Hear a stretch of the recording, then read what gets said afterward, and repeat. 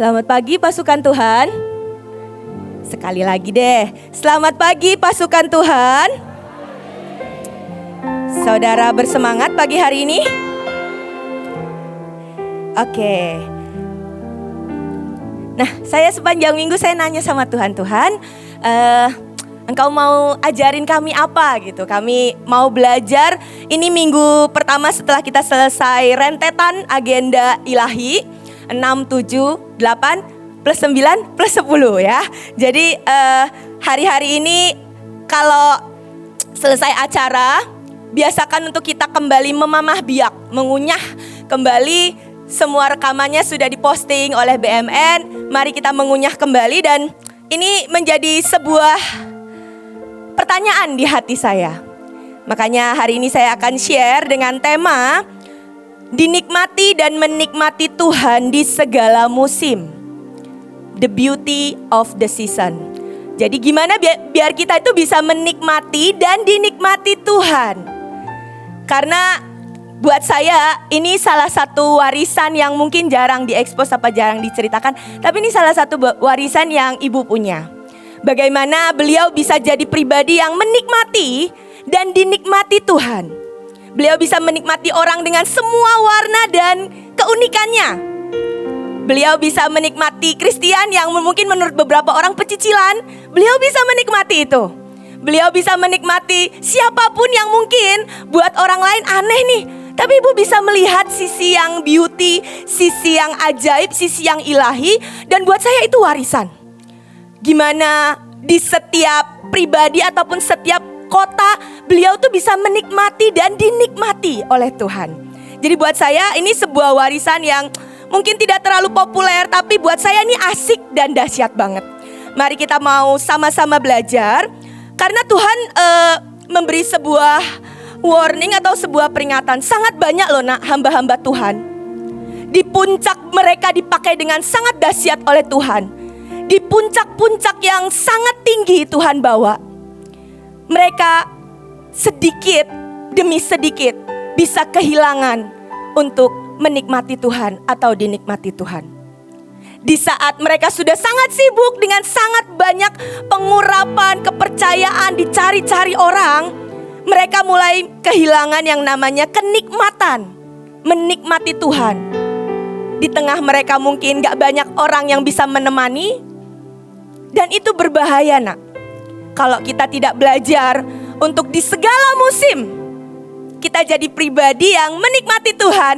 Dan jangan lupa kita juga harus jadi orang yang bisa dinikmati Tuhan.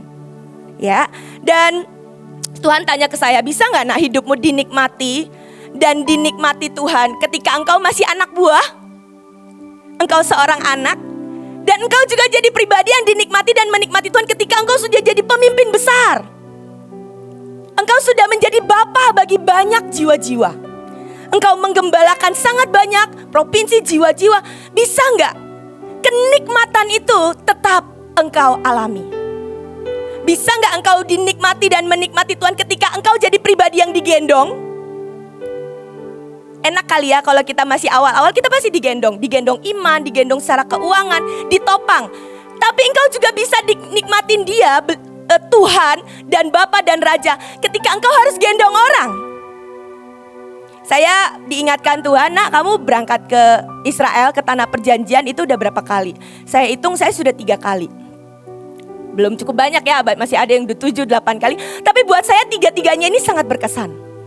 Pertama saya pergi itu 1 tahun setelah saya menikah, saya digendong secara iman, secara keuangan. Saya cuma bayar subsidi, saya diberangkatin ke Israel. Itu pun saya hari itu bayarnya nyicil, karena sekian juta saya bayarnya nyicil. Saya berangkat ke sana dengan beberapa orang, dengan ayah, dengan Kanita, dengan Pak Samuel. Kami masih kurus-kurus. Saya menikmati perjalanan di Israel sekian tahun yang lalu. Kali kedua saya pergi itu dengan pasukan Bokor. Saya jadi pemimpin yang harus gendong. Kali pertama saya gak bayar full, kali kedua saya harus bayar full plus bayarin orang. Saya nikmatin gak? Saya sangat nikmatin itu 12 hari. Saya perjalanan Sukot, arak-arakan. Saya nikmatin, tidak kurang saya nikmatin. Ketiga yang terakhir baru bulan lalu, Saya pergi tidak sebagai pemimpin juga, tidak sebagai anak buah juga, sebagai orang yang ada di tengah-tengah nopang. Dan saya pergi dengan berapa ya? 7, 8, 9, 10 pemimpin kalau nggak salah. Banyak banget pemimpin yang sangat ajaib. Dan buat saya itu juga saya nikmati. Saya sangat nikmati dan saya sangat enjoy dengan semuanya. Bisa nggak? Saya tuh kagum banget dengan satu tokoh namanya Samuel. Juga Pak Samuel ya. Tapi ini tokoh Samuel yang dia itu sebagai anak dinikmati oleh Tuhan. Dia itu sebagai nabi dinikmati dan menikmati Tuhan. Dia itu sebagai orang yang mencincang musuh dinikmati dan menikmati Tuhan. Dia itu punya pemimpin yang jahat, Saul. Dia juga jadi pribadi yang menikmati dan dinikmati Tuhan. Dia punya pemimpin yang baik, Daud. Dia juga menikmati dan dinikmati Tuhan. Sebagai imam, sebagai nabi, sebagai tentara, dia lulus dalam segala keadaan. Buat saya tokoh Samuel ini sangat ajaib dan membanggakan. Dan hari ini kita mau lihat sama-sama. Saya punya satu pertanyaan, dinikmati dan menikmati Tuhan di segala musim. Apakah kita bisa bright and bloom di segala musim? Saya tanya sama Tuhan, Tuhan ini perjanjian kan engkau beri berkali-kali. Mulai dari acara di Transera, mulai dari acara tanggal 6 di GWR, di tempat ini, di ARK. Dan itu masih terus bergaung. Terus masih diradiasikan. Beberapa pergi ke provinsi membawa radiasi ini. Saya juga bawa ini ke Papua. Walaupun mereka nggak bisa nyebutinnya. Jadi saya KKR di ujung Papua, Sentani masih ke sana lagi. Ya Bapak Ibu, selamat datang di KKR Breathe and Blame. Saya mateng deh. Ternyata nggak segampang itu bawa istilah bahasa Inggris. Bright jadi breathe karena mereka nggak bisa baca. Tapi nggak apa-apa lah. Semangatnya, radiasinya saya percaya juga tetap akan sampai dan sama. Jadi saya punya pertanyaan buat Tuhan. Tuhan, kita bisa nggak ya selalu mengalami yang namanya bright and bloom di segala musim? Atau ini hanya akan mekar 1-2 bulan ini? Tentu Tuhan gak mau seperti itu. Atau ini hanya cuman jadi sekedar tema tambahan dari agenda Bahtera jadwal kegerakan? Saya bisa pastikan Tuhan tidak merindukan itu cuman sekedar jadi tema. Dan waktu saya baca, saya cari, ada gak sih taman yang itu 4 musim tetap indah, tetap ajaib? Ternyata ada, namanya Four Seasons Garden. Itu ada di UK, ada di jangan dulu, slide sebelumnya dulu. Itu ada di UK. Itu mungkin tidak terlalu besar. Yang mengelola adalah suami istri seorang pensiunan. Mereka kelola taman itu, mereka belajar khusus bertahun-tahun, dan taman ini udah ada hampir 20 tahun. Dan dari bangsa-bangsa datang ke taman ini, mereka rawat dengan cinta. Mereka pilih setiap tanaman yang spesifik, yang khusus, yang dalam segala musim itu tidak akan rusak. Ternyata ada. Taman ini setiap kali orang masuk itu bayar tiket $4, 4 euro kalau nggak salah. Dan itu semua dananya mereka pakai untuk ditabur. Jadi ternyata ada sebuah taman kecil di sebuah pelosok desa yang dia itu 4 musim bisa dinikmati. Di segala musim orang dari bangsa-bangsa datang. Mungkin dia bukan kayak di Belanda ya, Keukenhof itu kan sangat besar. Ini mungkin kecil dan gak banyak, private. Spesial, private, tapi ini mendunia. Sebuah taman kecil di belakang rumah. Mungkin nggak sampai berhektar-hektar, tapi ini mengundang sangat banyak bangsa-bangsa datang. Mereka bisa healing ke tempat itu. Mereka bisa menikmati di saat musim gugur, musim panas, musim semi. Bahkan waktu musim salju pun tidak ada yang mati di taman ini. Buat saya ajaib ya. Ada orang-orang yang memberi diri untuk melahirkan apa yang bisa dinikmati selama berbagai musim.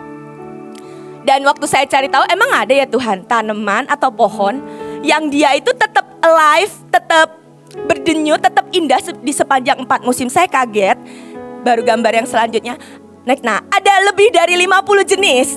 Jadi ini tanaman yang gak cuma 1 musim, Bapak Ibu. Mungkin gak semua kita tahu, tapi di situ ada baby bread. Kalau Bapak Ibu merangkai bunga tahu, baby bread itu bunga kecil-kecil. Ada juga mawar Sharon. Ini masuk dalam kategori bunga yang tahan lintas musim. Saya melihat ini dan warnanya banyak banget. Dan saya baca semuanya, termasuk pohon dan bunga ini. Mereka punya kesamaan yang mirip. Mereka tuh low maintenance. Ajaibnya mereka tuh low maintenance. Setiap musim mereka ganti warna. Dari yang mungkin warnanya kuning bisa jadi agak keoren-orenan. Mereka ganti warna di setiap musim tapi selalu hadir dengan keindahan. Dan yang ketiga, mereka sama-sama penyuka, pecinta, penyimpan energi radiasi matahari. Ajaib ya buat saya. Iya ya Tuhan, kenapa mereka harus low maintenance? Kalau mereka jadi tanaman yang ribet, pasti mereka akan jadi tanaman yang cuman satu musim atau mungkin setengah musim. Tapi karena mereka jenis kelompok tanaman yang low maintenance, itu membuat mereka bisa dinikmati di segala musim. Ada jenis tanaman ceri juga ya. Saya berharap ceri yang di sini yang bisa dinikmati berbagai musim. Ada jenis ceri yang benar-benar 2-3 musim itu tetap indah. Dia nggak cuma satu musim dan rontok, tapi dia tetap indah dan ajaib. Ada tanaman lavender tertentu yang sepanjang musim, lintas musim tetap ajaib. Buat saya, mari jadikan hidup kita taman yang indah, yang punya kekuatan untuk dinikmati di lintas musim. Salah satu syaratnya, mari cintai setiap radiasi matahari. Cintai setiap sengat panas seperti apapun, itu benar-benar jadi energi. Itu benar-benar jadi bekal dan kekuatan. Dan yang kedua, mari jadi pribadi, pelayan-pelayan Tuhan, hamba-hamba Tuhan yang low maintenance. Yang low maintenance. Yang salah satu yang di sini saya bisa kasih contoh low maintenance tuh Obaja Reinhardt ya. Beliau dikirim ke provinsi, nggak perlu ribet-ribet, cukup dikasih tiket, hidup. Dia pulang akan bawa sekian ratus, sekian ribu jiwa. Beda dengan orang-orang tertentu kalau dikirim itu harus treatmentnya khusus, hotel khusus, harus harus dilayani secara khusus. Tapi mari, bukan itu nggak boleh ya. Tetap itu adalah sebuah pelayanan yang kita berikan kepada orang-orang yang melayani Tuhan. Tapi didik hati kita untuk jadi pribadi-pribadi tanaman kesukaan Tuhan yang low maintenance tapi high impact. Low maintenance tapi high impact. Ngomong di sebelah kanan dan kirinya. Mari kita jadi pribadi yang low maintenance tapi high impact. Jangan kebalikan ya, low impact tapi high maintenance. Wah, itu repot banget. Itu gak ada yang mau kata ibu ya. Hanya kasih karunia yang bisa menyelamatkan. Jadi mari jadi pribadi-pribadi yang gak rewel. Tuhan mau bawa ke pedalaman, ayo. Tuhan mau ajak kita turun, delosor lagi, ayo. Itu akan membuat kita bisa dinikmati. Di segala musim kita bisa dinikmati dan menikmati Tuhan. Bapak Ibu kalau high maintenance, Bapak Ibu susah nikmatin Tuhan. Makanan di daerah gak suka yang pedas, gak suka yang manis. Tapi kalau engkau low maintenance, apa aja disodorin di depanmu, engkau akan ucap syukur.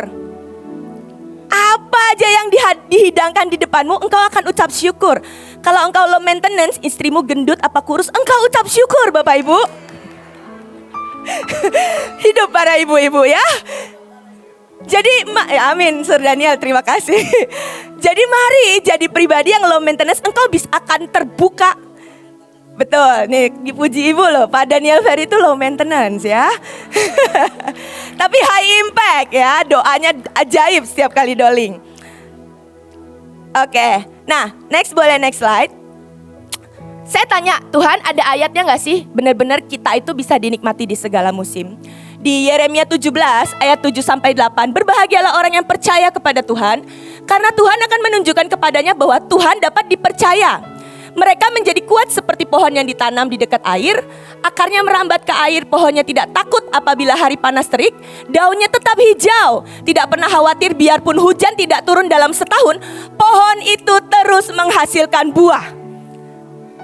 Ini ya ayat yang pertama di terjemahan lain, ia selalu menghasilkan buah, bahasa Indonesia masa kini, di terjemahan The Message, bearing fresh fruit every season. Jadi ada buah yang segar, ada yang bisa dinikmati yang fresh, bukan yang basi. Dan ada satu ayat lagi di Mazmur 1 ayat 3, next. Mazmur 1 ayat 3. Ini semua kita tahu ayatnya ya. Kalau kita merenungkan firman, kita akan seperti pohon yang ditanam di tepi air. Ayat yang sama menjelaskan bahwa hidup kita bisa bearing fruit in every season of life. Bearing fresh fruit every month. Bearing fruit each season. Jadi ternyata Alkitab juga mengkonfirmasi, bisa nak, hidupmu setiap musim bisa menghasilkan buah. Mau orang dunia bilang COVID kamu gak bisa menghasilkan apapun, kita menghasilkan buah kok, jiwa-jiwa yang sangat dahsyat. Gak ada yang namanya musim kering ataupun musim hujan, yang musim kesusahan yang membuat kita tidak bisa menghasilkan buah. Asal kita mau percaya dan dia pribadi yang bisa dipercaya. Ini firman, saya pegang ini, oke Tuhan. Januari kita akan berbuah, Februari, Maret, April, Mei, Juni, sampai sepanjang tahun kita pastikan Tuhan menikmati buah terbaik dari Mahanaim, pasukan terdahsyat. Oke, nah sekarang kita akan lihat, mungkin tidak akan terlalu panjang, tapi akan sangat singkat. Coba boleh next. Nah, ini di musim semi. Kita akan coba bahas, kita akan breakdown 4 musim ini ya. Walaupun bangsa kita cuma 2 musim. Di musim semi ini seperti hari-hari lawatan, hari-hari acara tuaian besar, hari-hari kita ke provinsi, hari-hari di mana semuanya siap untuk dituai. Perhatikan 3 hal ini. Ini akan terjadi sangat cepat. Saya nggak ketemu kalimat yang agak bagus ya. Jadilah pribadi yang bisa maneuverable ya. Engkau gampang untuk manuver. Karena firman-Nya di Amos berkata, sesungguhnya waktunya akan datang, pembajak akan tepat menyusul penuai dan pengirik buah anggur penabur benih. Gunung-gunung akan meniriskan anggur baru dan segala bukit akan kebanjiran. Terjemahan lain berkata, things are going to happen so fast, sangat cepat. Kayak orang berenang, kalau terjemahan bahasa Inggrisnya. Kalau orang Bapak Ibu kalau bisa berenang, kalau berenang kan tangan akan nyusul kaki, kaki akan nyusul tangan lagi, belum selesai. Bapak Ibu bisa berenang nggak di sini? Ya, saya sih nggak terlalu bisa, tapi saya pernah lihat ya. Jadi itu kalau Bapak Ibu terlambat satu, udah kelelep. Karena itu harus susul menyusul. Seperti ini juga, benih ditabur dia akan tumbuh. Begitu tumbuh, benih itu akan kembali ditabur lagi, akan tumbuh lagi, tabur dan tumbuh lagi. Akan sangat cepat. Jadi jangan sampai kita jadi pribadi yang kaku, nggak bisa manuver.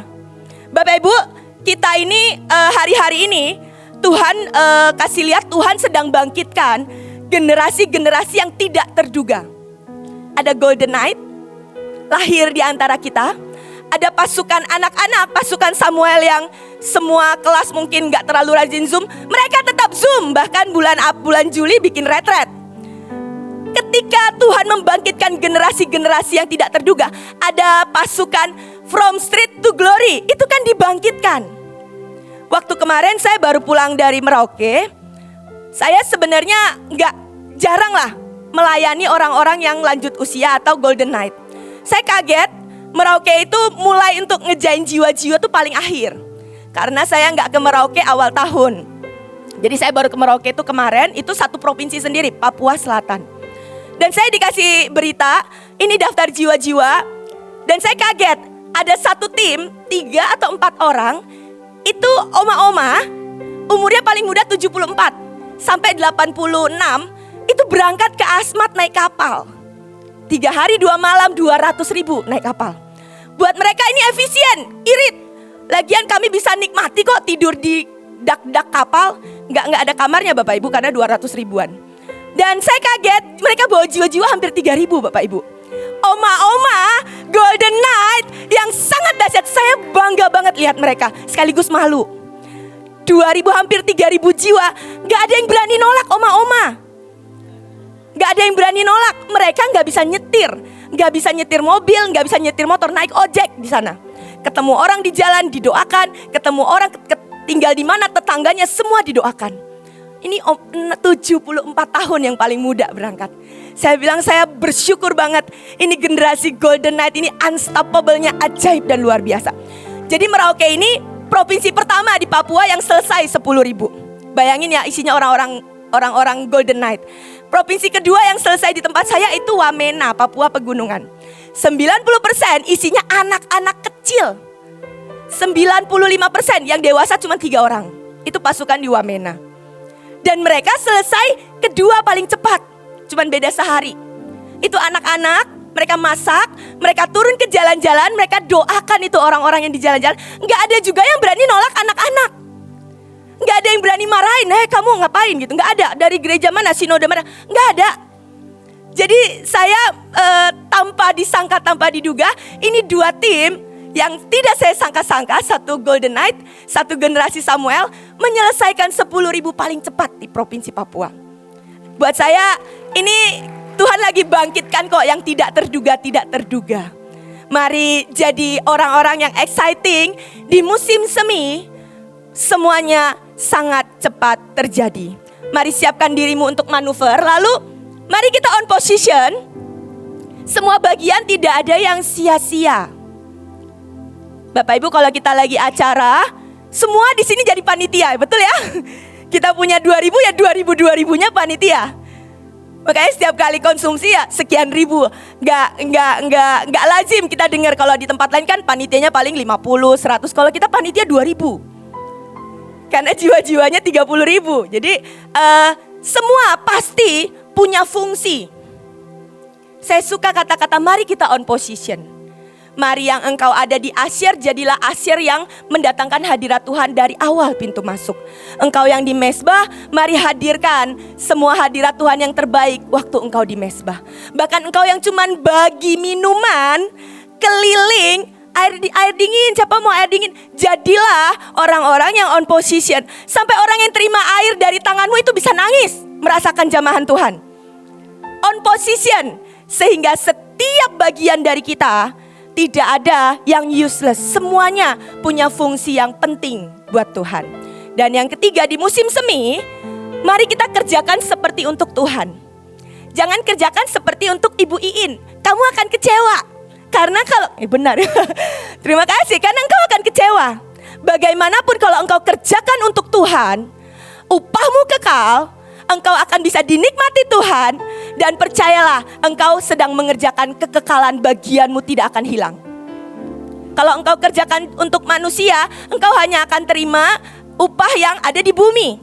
Ya, favor dari manusia, tapi favor dari Tuhan itu sifatnya kekal.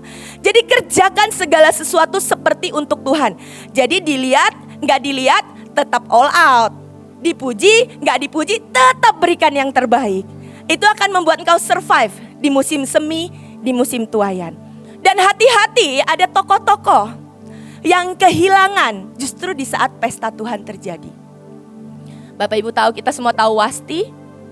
Kita tahu anak sulung yang harusnya terima paling dekat dan paling besar porsinya, terhilang di tengah bapaknya buat pesta. Kita juga tahu orang yang baru beli ladang, orang yang baru menikah, orang yang lagi mau ngurus urusannya diundang ke pesta. Mereka tidak merespon. Padahal mereka habis diberkati. Habis punya ladang, habis beli tanah, habis menikah. Tapi jangan biarkan ketika Tuhan sudah memberkati kita dengan sangat ajaib, jangan biarkan sikap hati kita berubah setiap kali kita meresponi pesta yang Tuhan mau berikan. Jadi jangan kehilangan Tuhan di tengah-tengah pesta. Kerjakan itu dengan segenap hati. Di musim yang kedua, musim panas ya. Tadi sudah musim semi, sekarang musim panas. Oke. Bagaimanapun sikap hati yang sangat menentukan ketika kita masuk di musim panas, di musim yang semuanya peak pada panasnya, pada puncak-puncaknya. Itu menceritakan tentang kita masuk hari-hari didikan dan pemurnian. Panas itu selalu berbicara tentang pemurnian. Emas itu dipanaskan dengan sangat tinggi. Supaya apa? Tujuan dari api itu adalah memunculkan semua kotoran ke permukaan, sehingga yang tersisa adalah yang murni. Seringkali kita dipanaskan, mungkin kita dididik, kita dimurnikan. Kalau hati kita masih ada jengkel, masih ada marah, itu semua kekotoran yang harus dikeluarkan. Dan yang bisa nolong kita, saya taruh 3 poin di sini. Mari kita belajar bersukacita di tengah engkau sedang diuji, dites, dididik, diukir dengan sakit. Mari kita belajar bersukacita, karena ayatnya ngomong dengan sangat jelas. Hendaklah saudara sangat bergembira. ketika engkau lagi dalam pencobaan, menghadapi berbagai pencobaan. Itu untuk membuktikan apakah imanmu sungguh-sungguh kuat dan murni. Imanmu sedang diuji sebagaimana api menguji emas dan memurnikannya. Bagi Allah, imanmu, hatimu jauh lebih berharga daripada emas. Jadi jikalau sesudah mengalami cobaan yang berat, imanmu tetap kuat, maka pada hari Dia datang, kita akan mendapatkan sangat banyak upah.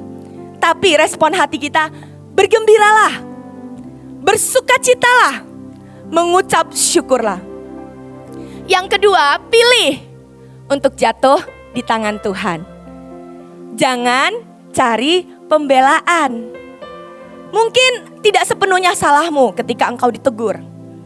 Pilih jatuh di tangan Tuhan. Tuhan, kenapa ya aku terus disalahin? Padahal kan ini aku sudah coba beri yang terbaik. Pilih jatuh di tangan Tuhan. Apa Tuhan? Koreksi aku. Beritahukan kepadaku hal-hal yang aku masih tidak bisa lihat.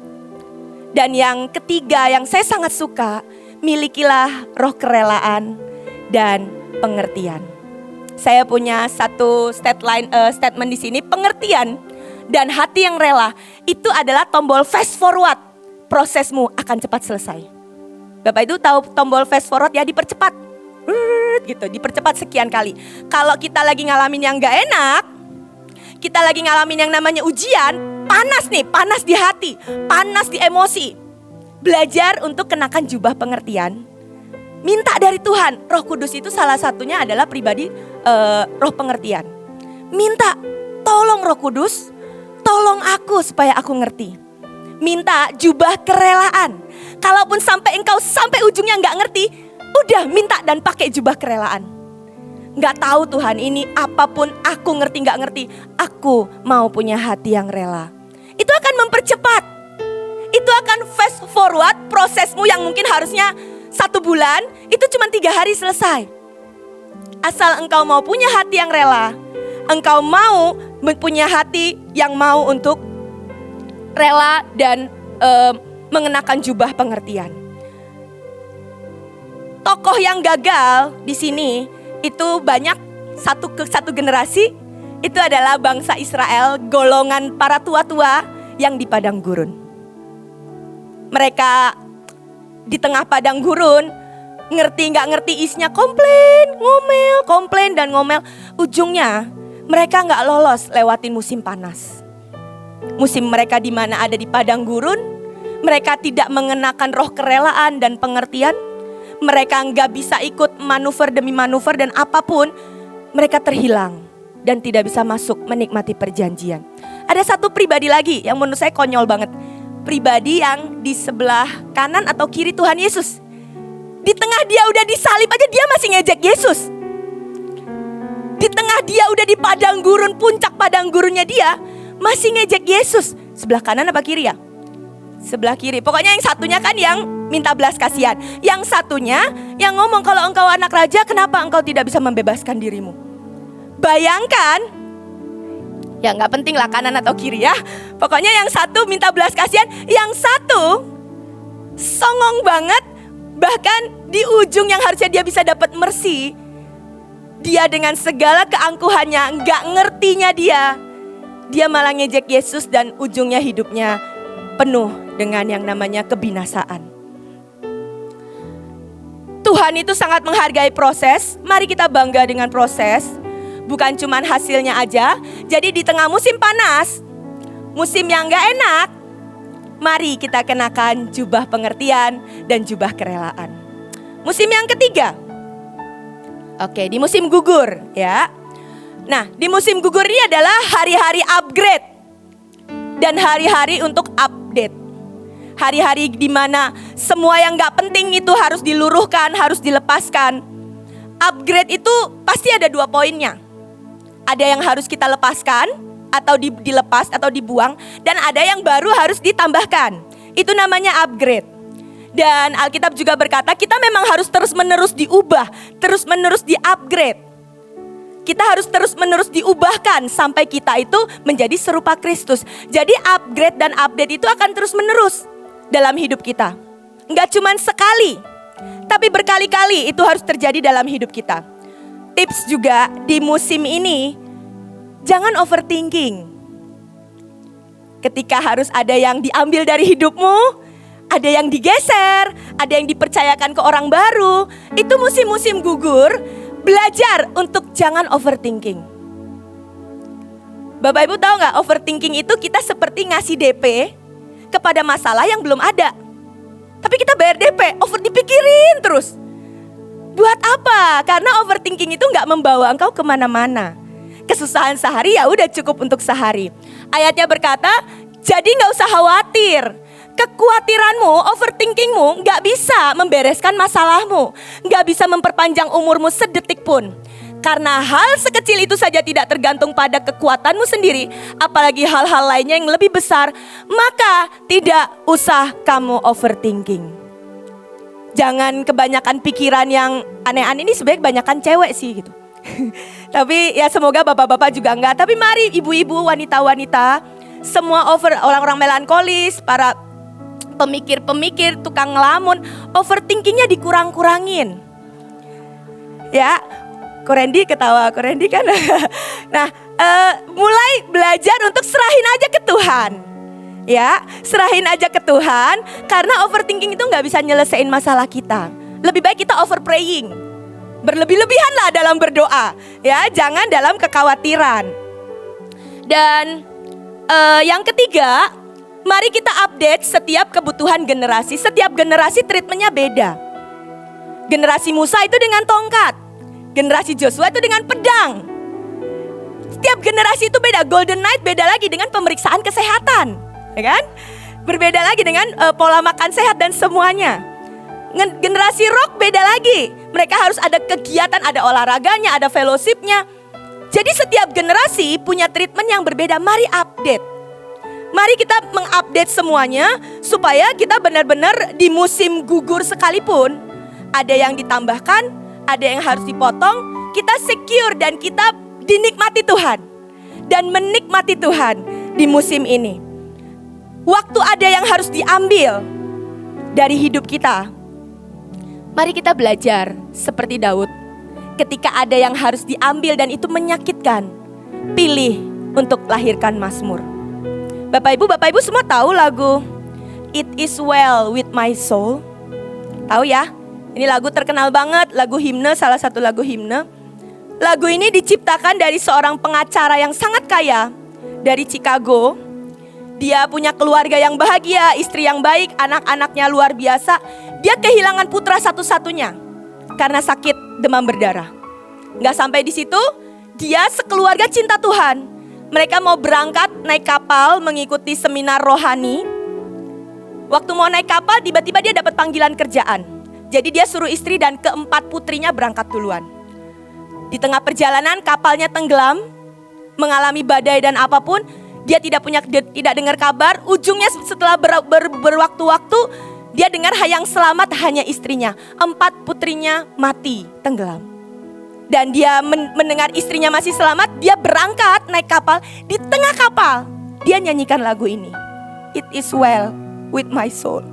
Walaupun anakku Tuhan panggil, It is well with my soul. Di tengah dia sangat sakit, dia tidak keluarkan kemarahan. Dia keluarkan nyanyian, dia keluarkan mazmur. Tiba-tiba dia bisa jadi pribadi yang dinikmati Tuhan. Dan dia menikmati Tuhan karena Tuhan beri dia kekuatan baru. Seberapa dari kita semua gak bisa kok menghindari yang namanya kita kehilangan. Ada yang harus diambil, ada yang harus pergi dari hidup kita. Tapi bisa gak di tengah kita harus mengalami itu, izinkan Tuhan tetap menikmati ada yang manis dari hidup kita. Bapak Ibu, ada cium bau, tadi selain bau dupa, kita penari tadi bawa wangi-wangian. Waktu kemarin saya dan Leo ke Papua, kita sekian tahun udah bolak-balik ke Papua. Jarang banget nyari dan bisa menemukan gaharu. Baru kemarin waktu kami ke Merauke, saya pergi ke satu tempat yang agak dalam di Kepi. Di situ ada pengrajinnya dan rumahnya kecil. Dan saya ajaibnya kami dikasih gaharu. Gratis, bener-bener gaharu. Sekian banyak dikasih karena kami bilangnya mau buat gereja, mau buat hamba Tuhan. Dan mereka memberkati kami. Dan saya pikir gaharu ini apa ya spesialnya? Kenapa dicari-cari? Kenapa harganya mahal? Lebih mahal dari kemenyan, lebih mahal dari kayu jati. Saya pikir apa ya, kenapa dia harganya sangat tinggi, sangat spesial gitu. Waktu saya belajar itu Bapak Ibu, gaharu itu tidak pernah menjadi mahal kalau dia tidak dilukai. Jadi gaharu itu mengeluarkan keharuman ketika dia stres. Saya baca, nggak salah ini. Ketika stres, ketika dia dilukai oleh hama atau bakteri tertentu, dia mengeluarkan yang namanya resin atau getah untuk menutupi lukanya. Dia stres karena badannya secara batang atau akar itu terluka. Dan ketika dia terluka, dia mengeluarkan sebuah zat untuk menutupi lukanya. Dan itu getah yang seperti berwarna agak kemerah kehitaman. Itulah yang harganya ratusan juta sampai miliaran. Sebuah getah yang keluar dari stres. Jadi kalau gaharu cuman kayu doang, warnanya agak terang, itu harganya murah. Harganya murah, bahkan hampir gak terlalu berharga. Tapi begitu pohon itu sudah kena yang namanya luka, dilukai, dia stres, dia kena bakteri, dia kena serangan, dan dia hanya bisa mengeluarkan getah untuk melindungi lukanya dia.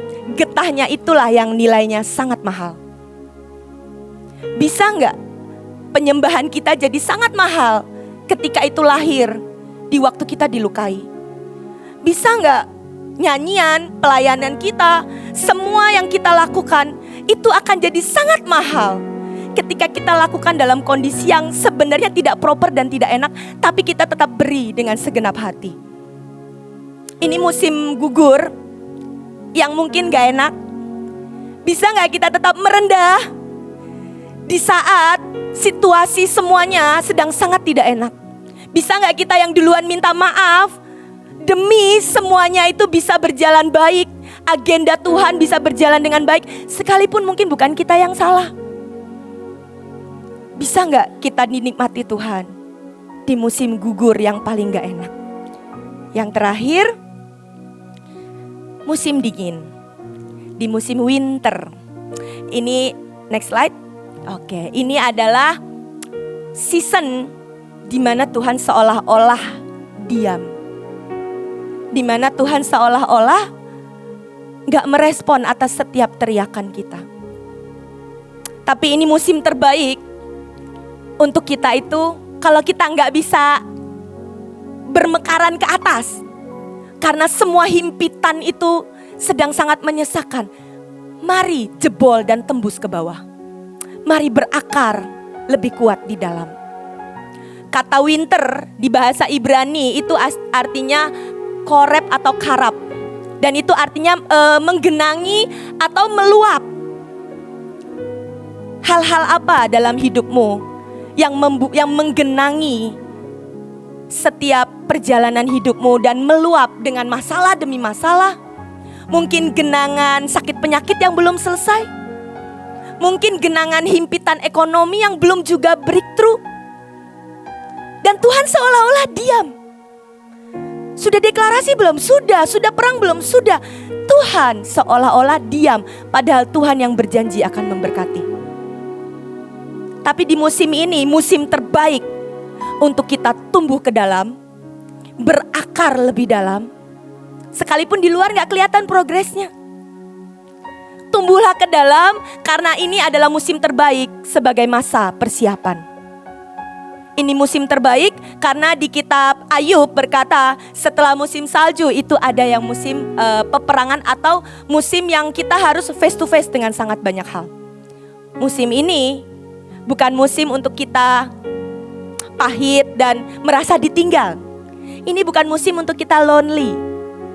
Tapi ini musim untuk kita berakar sangat dalam, menembusi sampai ke sumbernya. Ada satu pribadi Tuhan yang namanya El Olam. Kita sering memanggilnya Keset Olam. El Olam itu Abraham memanggil nama ini, artinya adalah Tuhan Allah yang kekal. Dari eternity sampai eternity, Tuhan Allah yang kekal. Tapi ada juga pengertian lain. El Olam ini adalah Tuhan yang suka menyembunyikan diri. Tuhan yang suka menyembunyikan diri supaya dia dinanti-nantikan. Ini nama Tuhan, pribadi Tuhan. Kalau El Olam ini muncul, mari nanti-nantikan dia seperti Abraham. Dia harus siapkan sekian mezbah loh baru dia dapatin Ishak. Setelah dia dapatin Ishak pun, dia tetap harus kembali lagi memeluk mezbah. Dia pribadi yang kekal, tapi dia juga pribadi yang bisa menyelimuti dan menutup dirinya supaya apa? Supaya kita gedor terus. Supaya kita menanti-nantikan dia terus. Sekali kita dapat Hesed Olam ini nama yang sangat ajaib. Ini nama yang gak akan melepaskan kita dari kekekalan sampai kekekalan. Jadi ini sangat ajaib. Di musim dingin ini, salah satu senjatanya adalah trust. Jangan curiga dengan Tuhan, jangan curiga dengan pemimpin. Kalau kata dunia, kata-kata paling romantis itu adalah I love you. Tapi menurut saya ada yang jauh juga bisa lebih kuat daripada itu, yaitu I trust you. Trust itu mahal Bapak Ibu. Trust itu susah didapat, gampang dirusak. Jadi kalau Tuhan bilang Mahanaim, I trust you. Bisa gak Mahanaim juga berkata, Tuhan kami pasukan terdahsyat trust you in every season. Bisa gak kita berkata, gak peduli apa yang kami lihat, Mahanaim punya love language trust ke Tuhan dan tidak mempertanyakan. Itu membuat Tuhan tiba-tiba, ya ampun Mahanaim, aku sangat mengasihi engkau. I trust you. Tuhan mempercayakan Mahanaim loh kerjakan 10.000 per provinsi, 20.000, 30.000 di PRJ, dan sekian puluh ribu selanjutnya dan jutaan selanjutnya. Tuhan mempercayakan Mahanaim miliaran setiap bulan. Bisa gak Mahanaim percaya ke Tuhan? Bisa gak pasukan terdahsyat engkau yang di provinsi percaya engkau bagian dari taman kesukaan Tuhan? Lewati apapun, jangan kehilangan trust dengan Tuhan. Satu tokoh yang saya belajar, Yoab itu memulai perjalanannya. Dia mulai dengan kekaguman dan cinta sama tuannya, ke Daud. Seiring perjalanan, dia mulai melihat konspirasinya Daud membunuh Uria. Dia tahu semua konspirasi dan mulai banyak pertanyaan muncul dalam hatinya. Mulai banyak terjadi pertanyaan demi pertanyaan yang dia gak bisa jawab dan mensabotase hati dan intelektualnya. Hubungan yang sekian lama dia ngabdi dengan Daud, sekian tahun akhirnya rusak. Trust itu akhirnya rusak. Dia gak bisa trust lagi ke Daud. Dan kita tahu ending hidupnya. Dia pakai caranya sendiri. Dia pikir caranya lebih baik dari tuannya. Dan itu merusak sangat banyak. Daud sendiri juga sedih.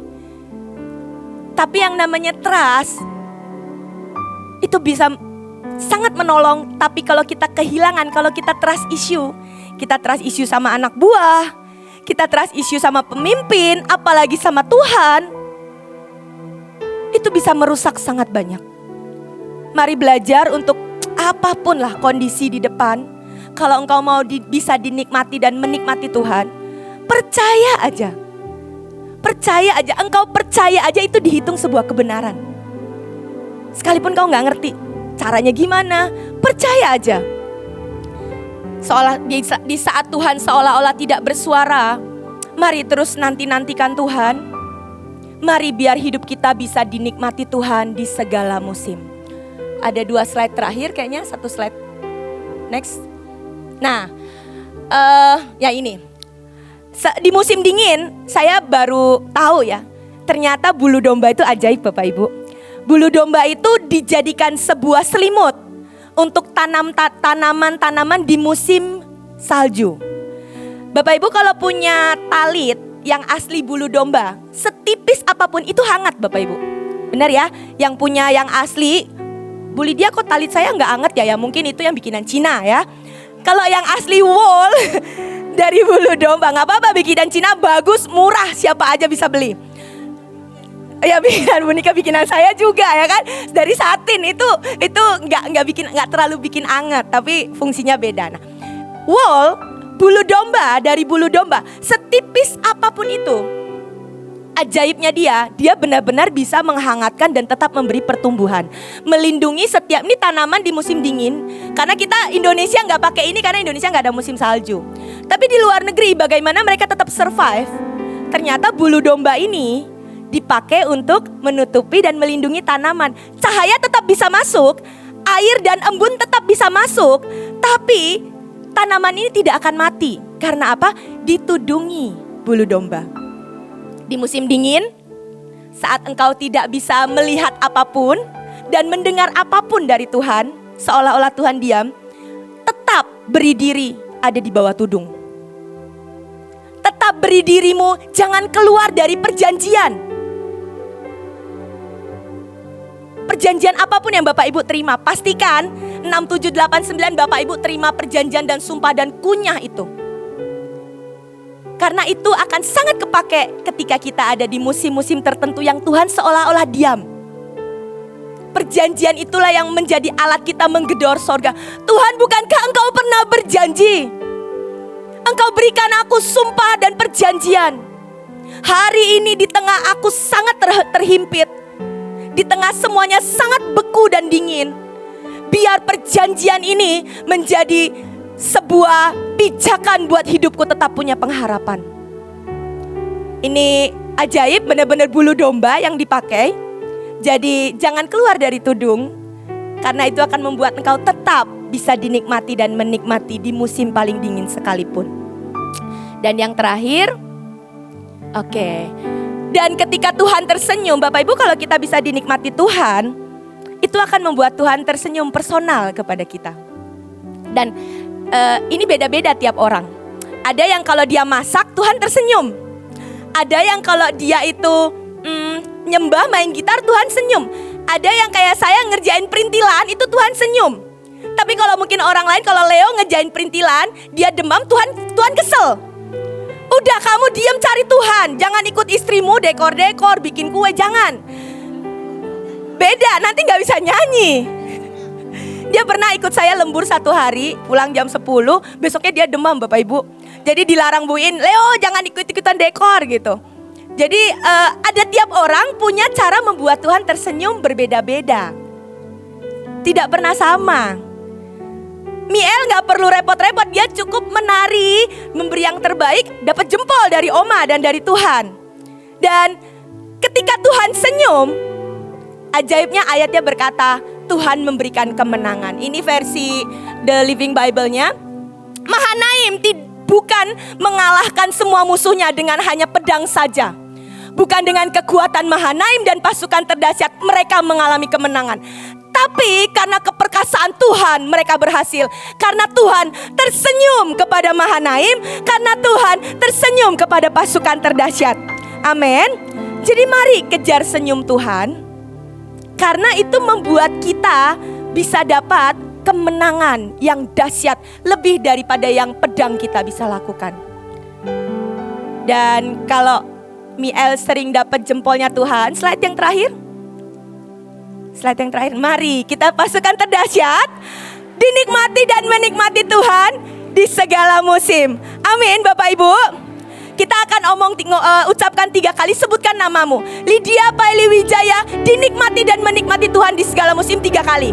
Ya, mari kita sama-sama ucapkan namamu 3 kali, kita jadi pribadi yang dinikmati Tuhan. 1, 2, 3. Mahanai Bahtera Lydia dinikmati Tuhan dan menikmati Tuhan di segala musim. Mahanai Bahtera Lydia dinikmati dan menikmati Tuhan di segala musim. Mahanai Bahtera Lydia Paili Wijaya dinikmati dan menikmati Tuhan di segala musim.